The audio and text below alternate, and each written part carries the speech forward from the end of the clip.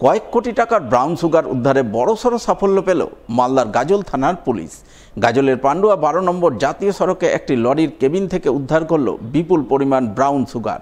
ঘটনায় লরির চালককে পাকড়াও করল পুলিশ। পুলিশ সূত্রে জানা গেছে, ধৃত লরি চালকের নাম ফিরোজ মমিন, বয়স 32 বছর, বাড়ি মালদার কালিয়াচকের কালিকাপুর ঠাকুরপাড়া এলাকায়। বুধবার সে আসাম থেকে পাথর বোঝাই 16 চাকা লরি নিয়ে বর্ধমানের দুর্গাপুরের উদ্দেশ্যে যাচ্ছিল। ওই সময় গাজল থানার পুলিশ বিশেষ সূত্রে খবর পেয়ে পান্ডুয়া 12 নম্বর জাতীয় সড়কে জাল বিছায়। পুলিশের সেই জালে ধরা পড়ে লরি চালক। এরপর লরি চালকের কেবিনের সিটের নিচ থেকে একটি পিট ব্যাগ উদ্ধার হয়। সেই ব্যাগ খুলতেই ব্যাগের মধ্যে একাধিক কালো ক্যারি ব্যাগের মধ্যে নিষিদ্ধ মাদক ব্রাউন সুগারের হদিশ মেলে। ঘটনায় ব্যাগ থেকে মোট 5 কেজি 605 গ্রাম ব্রাউন সুগার উদ্ধার হয় বলে খবর, যার আনুমানিক বাজার মূল্য কয়েক কোটি টাকা। এই মাদক পাচারে জড়িত সন্দেহে পুলিশ লরি চালককে গ্রেপ্তার করে। পাশাপাশি এই ঘটনায় আর কেউ বা কারা জড়িত রয়েছে কিনা তা খতিয়ে দেখতে তদন্ত শুরু করে বলে জানা গেছে।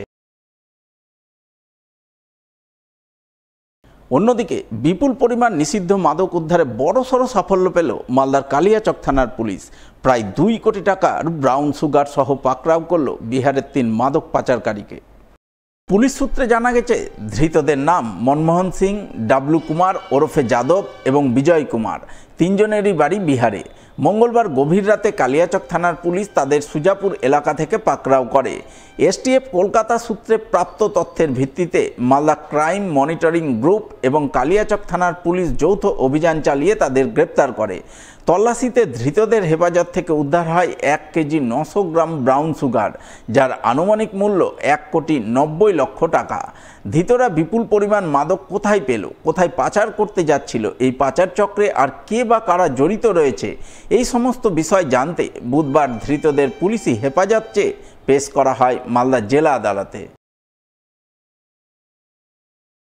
গভীর রাতে বিধ্বংসী অগ্নিকাণ্ডের ঘটনা ঘটল এক পরিযায়ী শ্রমিকের বাড়িতে। অগ্নিকাণ্ডে পুড়ে ছারখার হয়ে গেল একটি ঘর সহ ঘরে রাখা মোটর বাইক, ফ্যান, সোফা, আলমারি, শোকেস, সোনাদানা, নগদ টাকা কড়ি সহ সমস্ত কিছুই।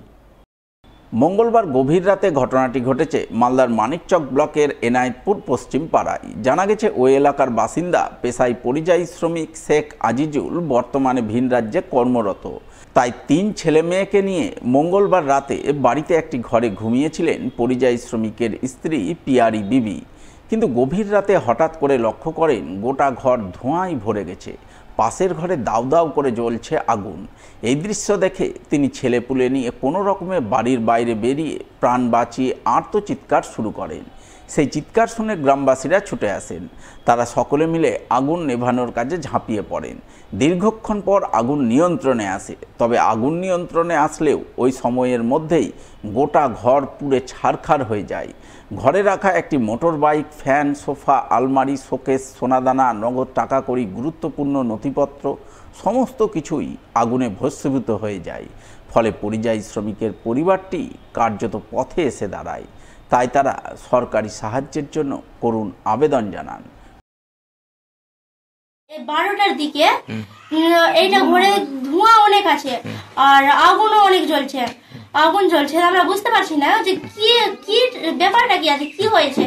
যখন বেরিয়ে দেখছি এটা ঘরে মানে কি পুরোপুরি আগুন লেগে গেছে। শর্ট সার্কিট হয়েছে মনে হয়। আমরা পাশের বাড়িটাতে ঘুরে আসছি, আমরা বুঝতে পারিনি। যখন তারটা এসেছে 12টার দিকে, তখন আমরা দেখি বাড়ি থেকে বেরিয়ে দেখলাম পুরো বাড়িতে ধোঁয়া ধোঁয়া হয়ে গেছে। আমরা চাইছি, আমরা গরিব মানুষ, এখন আমরা সাহায্য চাই কিছু সরকারের কাছ থেকে।